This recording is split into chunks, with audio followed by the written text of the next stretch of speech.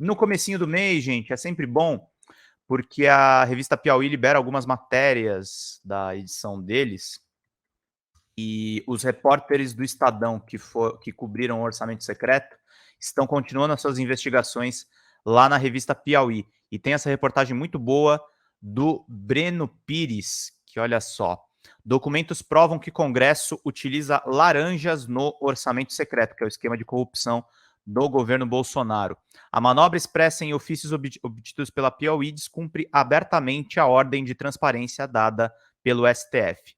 No dia em que o Supremo Tribunal Federal poderá julgar definitivamente a inconstitucionalidade do orçamento secreto, um novo documento comprova que o Congresso descumpre a decisão do próprio Supremo, exigindo transparência sobre os autores de indicações de emendas de relator geral. Dois ofícios assinados pelo relator do orçamento de 2022, o deputado Hugo Leal, do PSD do Rio, nos dias 8 até dia 25, nos dias 8 e 25 de novembro, atestam omissão deliberada de informações que, pela decisão do Supremo de novembro de 2021, deveriam ter sido publicadas na internet, e comprovam o uso de laranjas para a liberação de emendas do orçamento secreto, as chamadas emendas de relator. Esses dois documentos obtidos pela Piauí foram redigidos por Leal, esse deputado, em resposta a questionamentos do deputado Hildo Rocha, do MDB do Maranhão. O deputado maranhense queria saber quem era o parlamentar responsável por um conjunto de 32 indicações assinadas por 20 pessoas diferentes do SINDORC, o sistema de indicação orçamentária criado pelo Congresso para, teoricamente, dar transparência às indicações das emendas de relator, a RP9, base do orçamento secreto. Somadas, essas indicações geraram um desembolso de cerca de 51 milhões de reais do Sistema Único de Saúde. Olha aí a grana da saúde onde está indo parar. Tem aqui o requerimento de informações de indicações do relator geral de 2022. A sua excelência, o Hildo Rocha, do MDB, pergunta...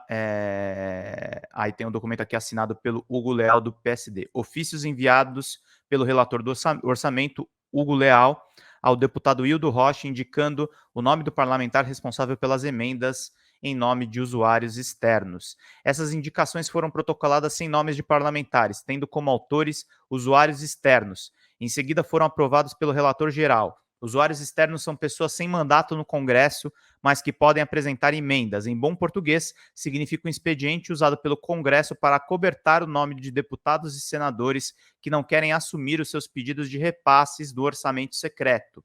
Os pedidos aparecem em nomes de terceiros, em resumo, laranjas.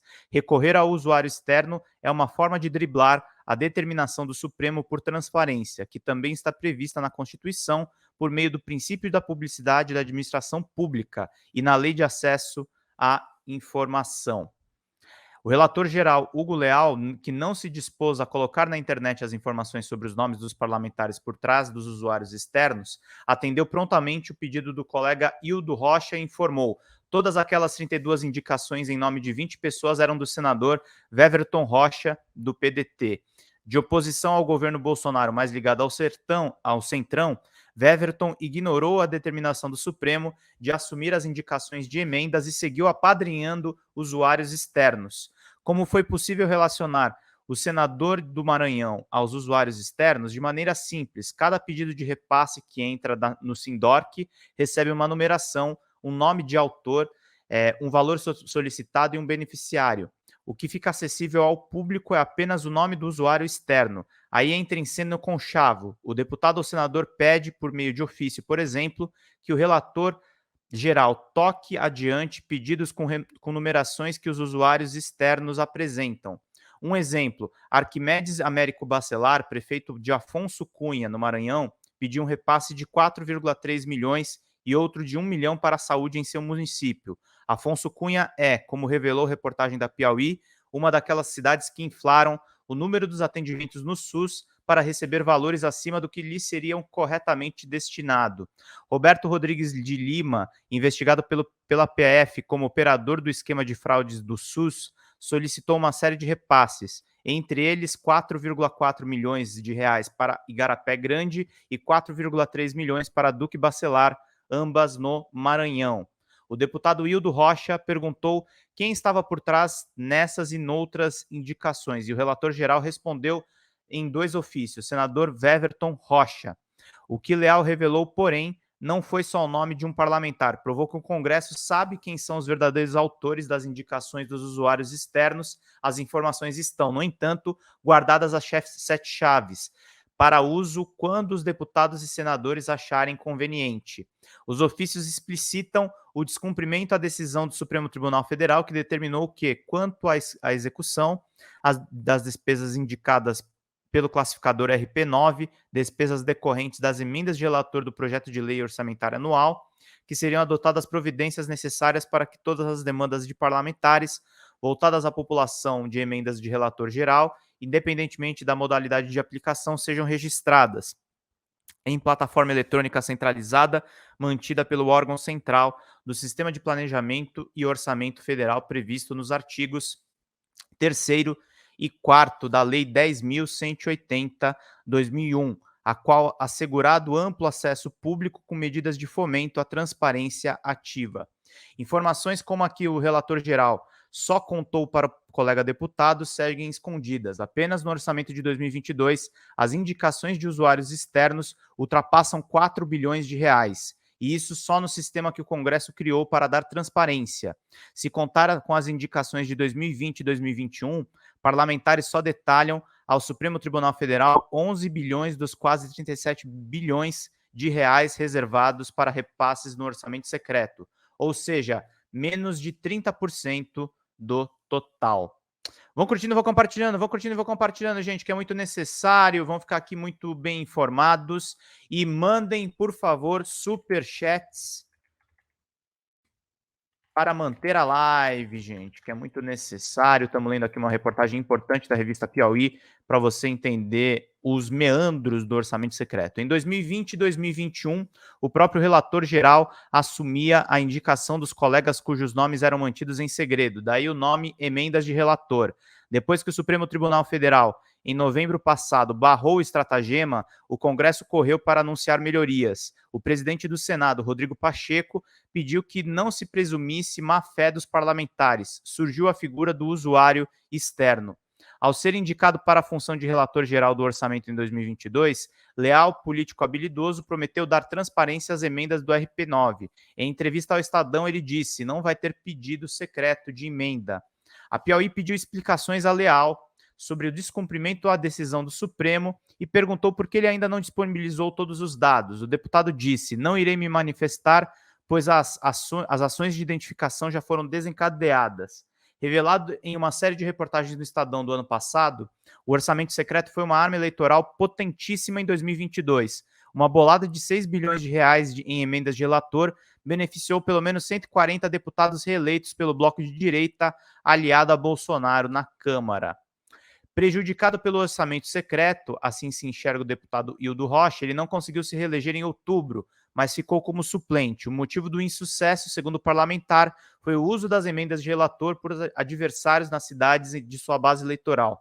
Por isso, ele solicitou por ofício as informações a Hugo Leal. A teoria de Hildo Rocha é que o deputado Josimar Maranhãozinho, do PL do Maranhão, e a esposa Detinha, do PL do Maranhão, eleitos para a Câmara, mesmo após o vídeo da PF flagrar Maranhãozinho manuseando maços de reais, foram beneficiados pelas emendas do orçamento secreto, que agora se sabe, foram solicitadas por Weverton Rocha, que disputou e perdeu o governo do Maranhão, tendo companheiro de chapa um vice do PL. Derrotado, Hildo Rocha tem se empenhado a tentar punir Josimar por abuso de poder econômico político e assim ficar com a vaga. Ele pediu ao Ministério Público Eleitoral que investigue o caso. No documento enviado ao MP, ele lembrou do escândalo revelado pela Piauí sobre as fraudes com verbas do SUS para receber dinheiro do orçamento secreto. Municípios que receberam milhões de reais em emendas oriundas do orçamento secreto para votar em Josimar Maranhãozinho, quase todos estão sendo investigados pelo MPF e PF por desvio de recursos da saúde pública. Em Afonso Cunha, por exemplo, Josimar Maranhãozinho só teve em 2018 18 votos para deputado federal. De 2019 a 2022, não consta nenhuma emenda de Maranhãozinho para o município. Em 22 de junho do ano passado, a Secretaria de Saúde do município recebeu 5,4 milhões de reais do orçamento secreto enviados por um usuário externo. Em 25 de junho, o prefeito da cidade declarou apoio a Maranhãozinho, que acabou sendo o deputado mais votado da cidade. Outra amostra da ligação das indicações entre Weverton e Josimar Maranhãozinho é que, segundo os ofícios do relator geral, o senador foi responsável por indicações que, no sistema, foram cadastradas em nome de uma irmã de uma cunhada do deputado. Josimar Cunha, prefeita de Zedoca, Maranhão, e irmã de Maranhãozinho, recebeu 3,6 milhões de reais para a saúde em seu município. Maria Deusa Lima Almeida, a Deusinha, conseguiu 570 mil para a cidade de Maranhãozinho, da qual é prefeita. Deusinha é irmã de Detinha, esposa do deputado que também se elegeu deputada federal. Procurado, o senador Weverton Rocha não respondeu até a conclusão do texto da Piauí. O julgamento do Supremo Tribunal Federal sobre o orçamento secreto, previsto para iniciar nesta quarta e que manteve a suspensão das emendas, deve considerar tanto a falta de transparência e de critérios para distribuição, como o dano às políticas públicas e o engessamento da verba pública. Como divulgou a Piauí, o Tribunal de Contas da União já alertou sobre a ilegalidade do mecanismo. Até a equipe de Paulo Guedes e Jair Bolsonaro já vieram avisos de que o orçamento secreto é inconstitucional. O principal rosto do orçamento secreto, porém, é Arthur Lira, presidente da Câmara dos Deputados. 2/3 das emendas têm ficado na Câmara e 1/3 no Senado. Em 2022, seriam 16,5 bilhões de reais, que no momento sofreram um corte de 7,9 bilhões, mas que Lira ainda quer liberar. Inclusive, ele está puto com isso e o Lira já está tentando fazer aliança com o Lula. O presidente eleito Luiz Inácio Lula da Silva fez durante a campanha declarações de repúdio ao orçamento secreto. Há algumas semanas na posse, fez 2 movimentos. De um lado, sinalizou apoio à candidatura para a reeleição de Lira para a presidência do Senado. De outro, que espera que o Supremo derrube o orçamento secreto, porque assim o executivo ficaria menos amarrado. O melhor dos mundos para o PT seria, de um lado, aprovar a PEC da transição e do outro que o Supremo declarasse inconstitucionalidade das emendas de relator geral. Um influente deputado do PT disse a Piauí que o mais fácil era o julgamento ser marcado. Agora que ele foi, ele acredita que a corrente do Supremo é contra o orçamento secreto, tem tudo para prevalecer. Alguns ministros reclamaram que o julgamento foi agendado na sexta para começar na quarta-feira, e esse curto tempo seria dificultador da análise jurídica das ações. Mas a ministra Rosa Weber vem esperando desde março para julgar o caso e já havia sinalizado que isso deveria ocorrer logo após a eleição, depois de ter assumido a presidência da corte. Sem falar que é um caso já analisado liminarmente no fim de 2021.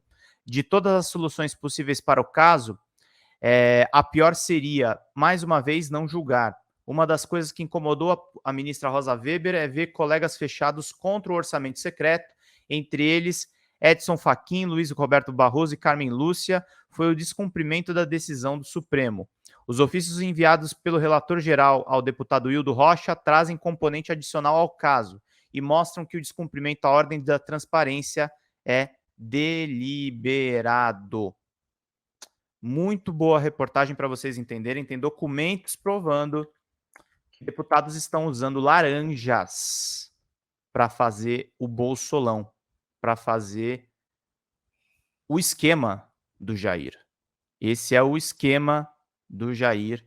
E a Luciana Costa falou muito bem. Enquanto os fascistas brigam, os progressistas avançam e também é desnudado os esquemas que existem envolvendo esse governo atual.